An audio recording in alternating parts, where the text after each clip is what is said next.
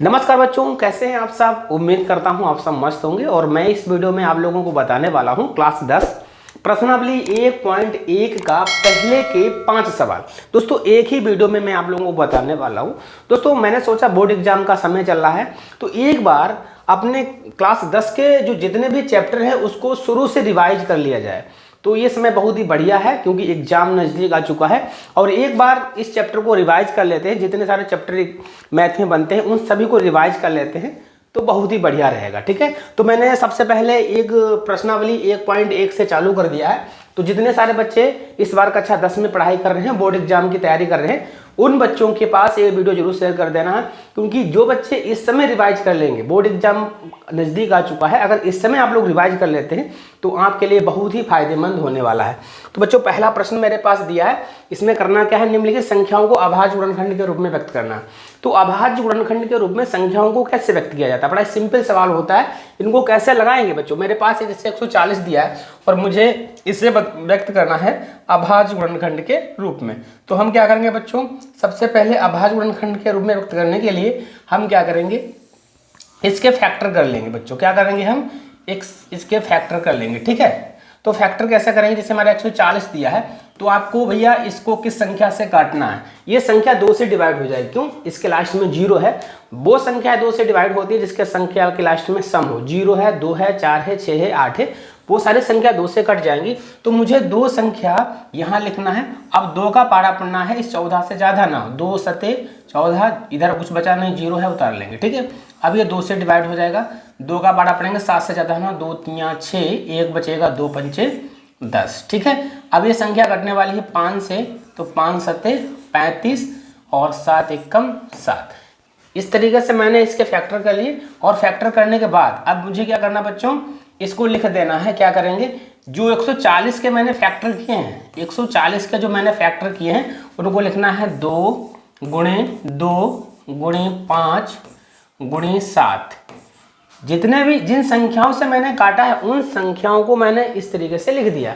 लेकिन एक चीज़ आपको याद रखना, जो भी संख्या 1 से अधिक बार लिखी है, जैसे 2 यहाँ भी लिखा, 2 यहाँ भी लिखा है, तो ये संख्या 1 से अधिक बार लिखी है और मुझे अभाज्य गुणनखंड के रूप में व्यक्त करना है। तो एक संख्या 1 से अधिक बार मुझे नहीं लिखना है, अगर है तो उसे मुझे पावर के रूप में लिख देना है। यहाँ 2 है तो 2 कितनी बार हुआ, 2 बार, तो इसकी हम पावर के रूप में लिख देंगे। 2 की गुणे 2 की पावर 2 गुणे 5 और गुणे 7। बच्चों यही हमारा इसका आंसर हो जाएगा। ये जो हमारा नंबर है वो अभाज्य गुणनखंड के रूप में मेरा व्यक्त हो गया। ठीक है, इस तरीके से आप इस सवाल को आसानी से सॉल्व कर सकते हैं। ठीक है बच्चों, अगला प्रश्न दिया है 156।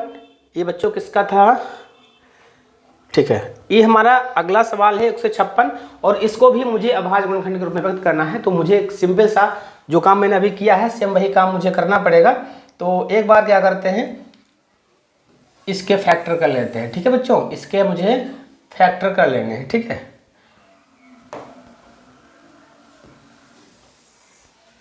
तो ये 100 मेरा 56 दिया है तो 156 लिखेंगे, 2 से डिवाइड हो जाएगा। 2 का पारा पढ़ना है, 15 से ज़्यादा नहीं होना चाहिए। 2 सते 14। यहाँ पर बच्चों एक बचा हुआ है, एक बचा है, पड़ोस में है 8। देखिए एक बचा है, पड़ोस में है 8, सॉरी हमारा 6 दिया है तो हमारा 16 हो जाएगा। पड़ोस में है 6, एक बचा था हमारा, कितना हो जाएगा 16। 2 का पारा पढ़ना, 2 8 16, कितनी बार हो जाएगा, 2 8 16। अब ये संख्या फिर से 2 डिवाइड हो जाएगी, 2 से, 2 3 6 और 2 ने 18।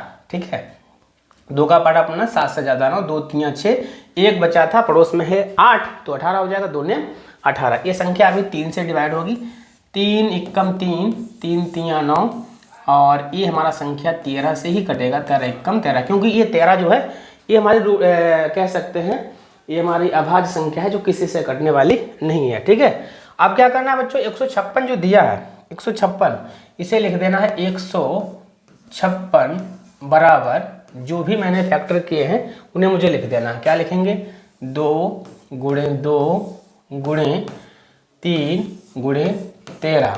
ठीक है, इस तरीके से लिख देंगे। ठीक है, अब क्या करेंगे, मैंने अभी आपको बताया अभाज्य गुणनखंड के रूप में लिखना है। जो भी संख्या 1 से अधिक बार हो उसे पावर के रूप में लिख दो। यहाँ 2 कितनी बार, 2 बार है, तो इसे पावर के रूप में लिख देंगे। 3 गुणे 13, यही बच्चों क्या हो जाएगा, इस संख्या का आंसर हो जाएगा। ठीक है, तो इस तरीके से इस सवाल को भी हम आसानी से सॉल्व कर सकते हैं।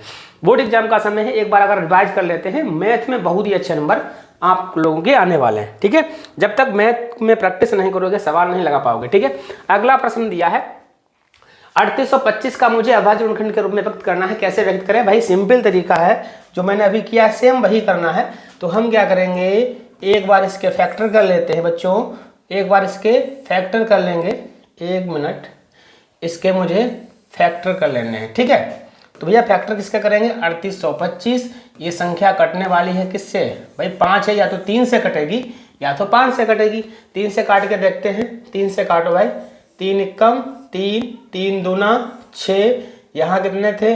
8 थे, 6 बचा, 2 बचे हमारे यहाँ 22 हो गया, 3 सत्ते 21, 3 पचे 15, ये 3 से डिवाइड हो गई। अब ये संख्या 3 से कट जाएगी, 3 का बाड़ा पड़ेंगे, 3 यहाँ लिखेंगे, 3 चौकू 12, और यहाँ कुछ नहीं बचा, 3 दूना 6, 3 15। ठीक है, अब ये संख्या किससे कटने वाली बच्चों? ये संख्या कटने वाली है 5 से, तो यहाँ मुझे 5 लिख देना है, मुझे यहाँ पर 5 लिखेंगे। 5 8 40, 2 बचा 55 25, ये संख्या फिर से हमारी 5 से कट जाएगी, 5 एकम 5, 3 बचे, 5 सत्ते 35, और ये हमारी संख्या 17 से डिवाइड हो गई। ठीक है, तो इस तरीके से इसके भी मैंने फैक्टर कर लिए। काम वही है, इसे अभाज्य गुणनखंड के रूप में व्यक्त करना होता है, तो उस संख्या को मुझे बराबर में लिख देना है। ठीक है, क्या करेंगे, लिखेंगे 3825 बराबर 3825 बराबर मेरा लिखा था 3 गुणे 3 गुणे 5 गुणे 5 गुणे 17 अभाज्य गुणनखंड के रूप में लिखना होता है। तो बच्चों मुझे एक नियम अपनाना पड़ता है, कहेंगे एक संख्या जो होती, एक शकल की एक जैसे संख्या जो है उसे एक से ज़्यादा बार गुणे में मत लिखना है। अगर लिखना है तो उसे पावर के रूप में लिख दो। 3 यहाँ 2 बार है ना, तो 3 के ऊपर 2 लिख दो, जितनी बार संख्या है उसे पावर के रूप में लिख दो। इसी तरीके से हमारा 5 है, ये कितनी बार लिखा है? 2 बार, तो 5 के ऊपर हम 2 लिख देंगे। 17 हमारा सिंगल है, तो इसे हम 1 बार लिख देंगे। ये हमारा क्या हो जाएगा? इसका आंसर आ जाएगा। ये संख्या हमारे अभाज्य गुणनखंड के रूप में आ जाएगी। ठीक है, बड़ा ही सिंपल सवाल है, बड़ा ही आसान तरीका है, और जितने सारे बच्चे इस समय मैथ का प्रैक्टिस कर लेंगे, रिवीजन कर लेंगे, वो सारे बच्चे बोर्ड एग्जाम में बहुत ही अच्छे नंबर प्राप्त करने वाले हैं। ठीक है, जो भी बच्चे क्लास 10th के हैं उनके पास ये वीडियो जरूर शेयर करना, और आप लोगों को डेली एक ना इस चैप्टर से लगातार शुरू से 1.1 से मैंने एक पहले प्रश्न के जितने सारे सवाल है दूसरे भी कराएंगे लगातार। इस चैनल पर आपको सारे वीडियो मिलने वाले हैं। ठीक है बच्चों, अगला प्रश्न मेरे पास दिया है, इसको कैसे काटेंगे? भैया ये भी बड़ा सिंपल तरीका है, बड़ा आसान तरीके से काटे। सवाल तो सेम है, मुझे काटना आना चाहिए। भाई हमें क्या करना है, इसे काटना आना चाहिए। गुणनखंड आपने सीख लिया, क्योंकि भैया हाई स्कूल के बच्चे अगर गुणनखंड नहीं आते हैं ना, तो भैया सवाल लगाना बड़ा कठिन हो जाएगा बच्चों। ठीक है, तो हम क्या करेंगे, कितना है 5005। अब इसको 5 से डिवाइड कर लेंगे, बड़ा सिंपल तरीका। 5 एकम 5 0, 5 एकम 5, ये संख्या भैया 11 से कट जाएगी, बड़ा सिंपल तरीका है। 11 99, 11 एकम 11 कट गया। ये भैया किससे कट जाएगी? 7 से भी कट जाएगी। 7 एकम 7, कितने बचे? 2, 7 3 21, है ना, 7 एकम 7 और 2 बचे, 7 3 आएंगे यहाँ पर। 1 मिनट, यहाँ 7 3 21, ये हमारा 13 से डिवाइड हो जाएगा। 13 एकम, बड़ा ही सिंपल तरीका है। क्या कर देंगे, यहाँ लिखेंगे 5005 बराबर जितने भी इसके गुणनखंड मैंने किए हैं क्रम से लिख लेंगे। सबसे छोटी संख्या 5, उससे बड़ी संख्या 7, फिर उससे बड़ी संख्या 11, फिर बड़ी संख्या 13, क्रम से लिख दिया बच्चों। यहाँ 5 पहले था, फिर भाई 11 था। जरूरी नहीं मैंने 5 के बाद बड़ी संख्या 7 आती, 7 से बड़ी हमारी 11 आती, सबसे बड़ी हमारी क्या है? 13 लास्ट में लिखेंगे। ठीक है, क्या कर दिया भैया? 5005 बराबर 5। ये तो संख्या सब बच्चों एक ही बार है, डबल कोई संख्या नहीं लिखी है, तो भैया इसका आंसर तो भैया सेम वही होगा। लिखने की आवश्यकता नहीं थी, मैंने चैप्टर स्टेप खाली लिख दिया, इसमें लिखने की आवश्यकता मुझे नहीं थी। क्यों भैया? यहाँ पर कोई भी ऐसी संख्या नहीं है जो 2 बार हो, एक से अधिक बार लिखी हो, वही इसका आंसर हो जाएगा। ठीक है बच्चों, अगला प्रश्न मेरे पास दिया है और लास्ट है, पहले का ये लास्ट है।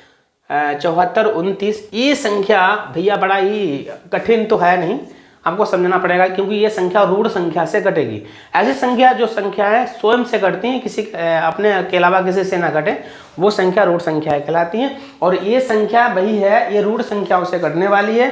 तो सबसे पहले ये संख्या किससे घटेगी भाई? 19 से घटेगी। किससे घटेगी बच्चों? ये संख्या 19 से घटने वाली है। ठीक है, तो हम क्या करेंगे, इस संख्या को सबसे पहले लिखेंगे। एक मिनट,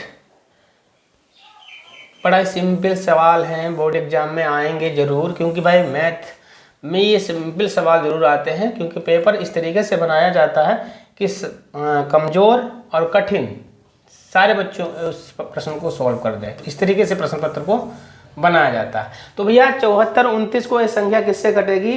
तो बच्चों सबसे पहले 17 से घटेगी। 17 यहाँ लिखेंगे और 17 का पहाड़ा पढ़ेंगे कि 74 से ज़्यादा नहीं होना चाहिए। 17 दूना 34, 17 51, 17 चौकू 68, 17 चौकू 68। कितना बचा? 4 बार में जाएगा। और यहाँ है कितने? 74। और पढ़ा मैंने कितनी बार? 68 बार। यहाँ से 2.5, 14 में से 8 के 6 बचे। और पड़ोस में कितना था भैया? 2। अब भैया कितनी बार 17 का पहाड़ा पढ़ना है कि 62 से ज़्यादा नहीं होना चाहिए। 17 दूनी 34, 17 तियाँ 51, 17 चौकू 68, 17 तियाँ 3 बार जाएगा 51 में। तो हमारा कितना बचा? 1। और यहाँ भी 1, पड़ोस में है 9, 17 सत्ते 119। ठीक है, अब ये संख्या किससे कटेगी भैया? 19 से कटेगी। अब 19 का पहाड़ा पढ़ना है, 43 से ज़्यादा नहीं होना चाहिए। 19 दूना 38, 19 तियाँ 57 ज़्यादा हो जाएगा। 19 दूना 38 थे हमारे पास 43 बच्चों। पढ़ा मैंने कितनी बार? 38 बार। यहाँ से 13 में से 8 के 5 बचे। और पड़ोस में कितना है? 7। तो हमारा 57 हो गया। 19 तियाँ 57, ये हमारा 23 से डिवाइड हो जाएगा। 23 से कम 23। ठीक है, तो भैया इस संख्या को भी हमने आसानी से काट लिया है और सभी लोग काट सकते हैं। बड़ा ही सिंपल सवाल है, कुछ समझने की बात है थोड़ा। अब क्या करेंगे भैया? मेरे पास 17 29 बराबर जो भी मैंने फैक्टर किए हैं, हमने लिखा है 17 गुणे 19 गुणे 23। बताओ इसमें कोई ऐसी संख्या है जो 1 से अधिक बार लिखी हो? कोई संख्या नहीं है। तो भैया इसका जो अभाज्य गुणनखंड होंगे सेम यही हो जाएंगे और हमारा आंसर हो जाएगा। ठीक है, तो इस तरीके से इन प्रश्नों को आप आसानी से सोल्व कर सकते हैं। जो भी बच्चे क्लास 10th के हैं, आपके दोस्त हैं, उन बच्चों के साथ ये वीडियो जरूर शेयर कर देना। और अगर आप मेरे चैनल पर नए हैं तो चैनल को सब्सक्राइब भी जरूर कर देना। जय हिंद, जय भारत। ठीक है बच्चों, धन्यवाद।